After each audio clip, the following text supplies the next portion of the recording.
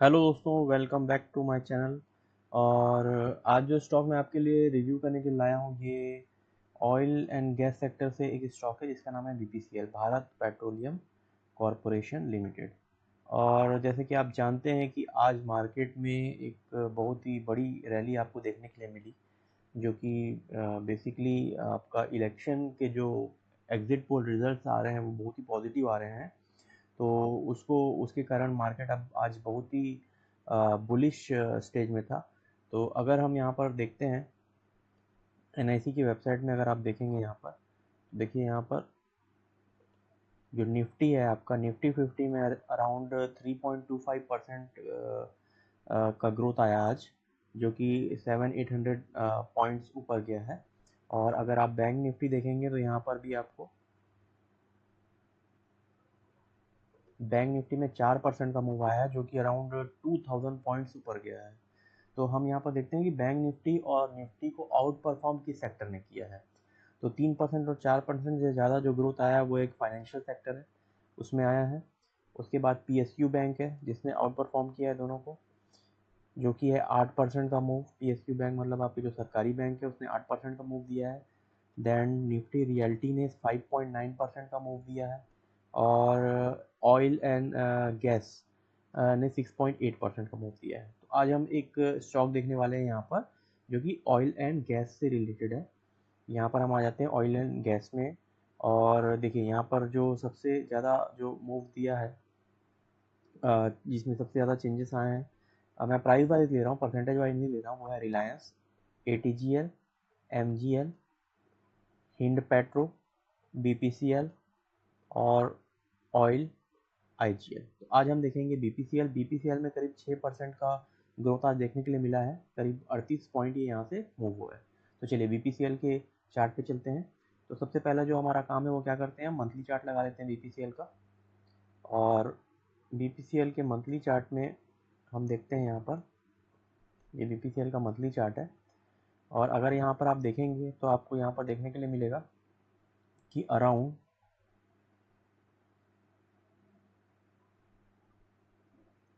550 के आसपास इसका एक रेजिस्टेंस लेवल था, जो ये तोड़कर ऊपर की तरफ जा चुका है फरवरी में। ठीक है, तो देखिए बार बार ये लेवल को ये, और नीचे में भी अगर आप यहाँ पर देखेंगे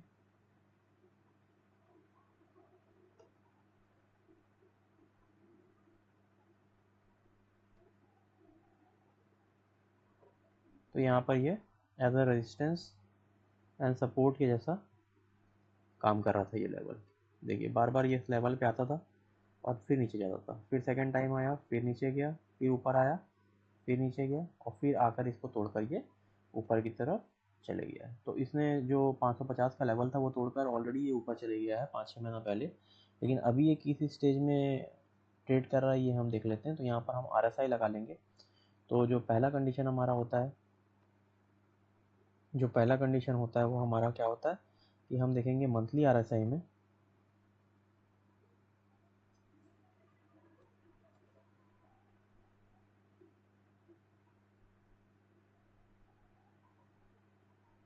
जो मंथली आरएसआई है वो 60 प्लस होना चाहिए। तो यहाँ पर जो कंडीशन है हमारा मैच कर रहा है, जो मंथली आरएसआई है वो क्या है आपका 60 प्लस है। फिर हम वीकली चार्ट लगा लेंगे। वीकली चार्ट भी आप देख लीजिए, वीकली चार्ट भी क्या हुआ कि यहाँ पर आरएसआई है वो 60 प्लस ट्रेड कर रहा है। देखिए वीकली चार्ट में हमको थोड़ा सा यहाँ पर अगर मैं इसको बड़ा कर लूँ,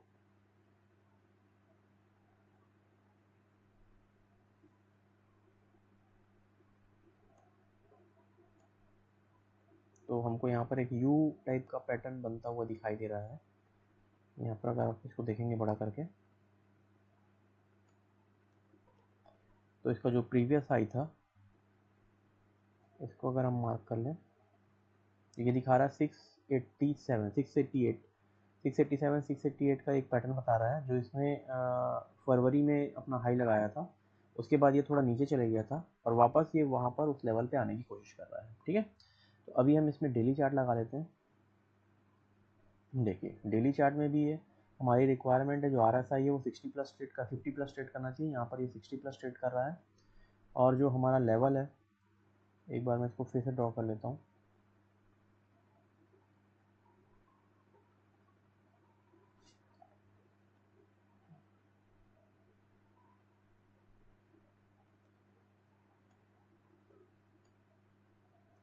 687.95 का जो लेवल है, देखिए मैंने आपको बताया था यू पैटर्न के बारे में। यू पैटर्न अगर आपको यहाँ पर दिख रहा होगा, ये देखिए यहाँ से ये नीचे गया और यू बनाते हुए फिर से उस लेवल के आसपास आने की कोशिश कर रहा है। ठीक है, तो हम क्या करेंगे, इसका हाई और लो मार्क कर लेंगे। तो हाई ऑलरेडी हमने मार्क कर लिया है, 687.95 का इसका हाई है। अगर मैं इसका लो मार्क करूँ यहाँ पर, तो लो मेरे को यहाँ पर इसका ये दिख रहा है 556 का लो है, ऑलमोस्ट 120-130 पॉइंट है। फिर भी हम क्या करेंगे, इसको एक बार प्राइस रेंज से नाप लेंगे। देखिए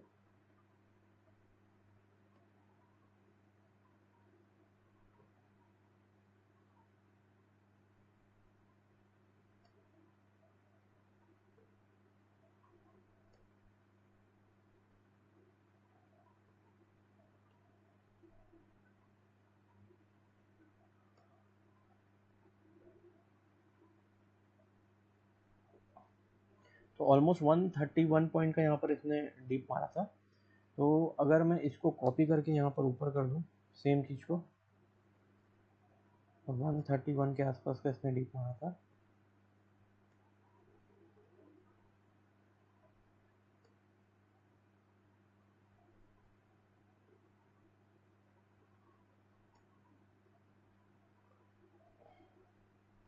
तो इसका नेक्स्ट टारगेट आपको मिल जाएगा, नेक्स्ट टारगेट अराउंड 818 के आसपास यहाँ पर दिखा रहा है। तो 800 अपन मान के चल सकते हैं कि नेक्स्ट टारगेट इसका 800 हो सकता है। ठीक है, तो अगर ये इस लेवल को यहाँ पर तोड़ देता है, जो कि क्या है आपका 687 688 का, ऑलमोस्ट यहाँ पर 666 पे ये ट्रेड कर रहा है और आज करीब इसमें 6% का मूव आपको देखने के लिए मिला 38 पॉइंट का। और इस लेवल को अगर ये तोड़ के ऊपर चला जाता है तो यहाँ पर आपको 700-800 का टारगेट भी देखने के लिए मिल सकता है। ठीक है, चलिए यहाँ पर हम अपना एक और इंडिकेटर लगा लेते हैं। ये सबको मैं रिमूव कर लेता हूँ। देखिए अभी इस इंडिकेटर जो मैंने लगाया है ये है आपका मूविंग एवरेज बैंड, और इसमें अगर आप देखेंगे तो अभी जब ये 60 प्लस आया है तो ये बैंड से फिर से बाहर निकला है, बैंड से बाहर निकला है। और आप यहाँ पर देख सकते हैं बहुत दिनों से यहाँ पर ये कंसोलिडेट कर रहा है इस लेवल पे।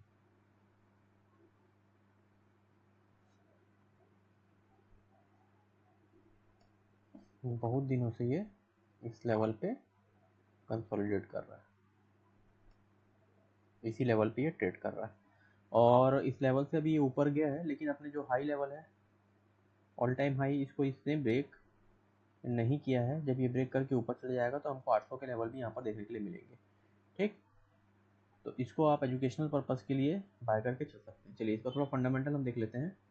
तो जैसे कि आप जानते हैं कि जो भारत पेट्रोलियम कॉरपोरेशन लिमिटेड है ये एक पब्लिक सेक्टर कंपनी है और ये इंगेज है in refining of crude oil and making of petroleum product.